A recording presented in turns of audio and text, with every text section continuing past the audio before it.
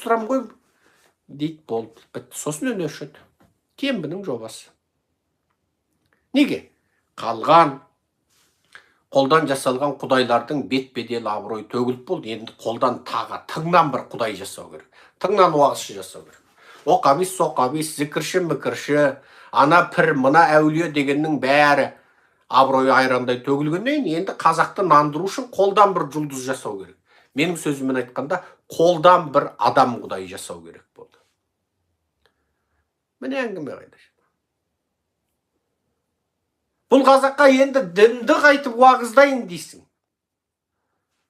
Өткенде бір ағамыз айтты, көп көрім жұмаға барып жүредім ара тұра, сенбіді ішіп қойып, сен дінді айта беріп, мен жұмаға барғым келмей қалды. Айналайын, мен дінді жамандамайым дедім. Мен сол дінді жамылып алып, халықты аздырып жүрген ана мұнафиқтерді жамандаймын.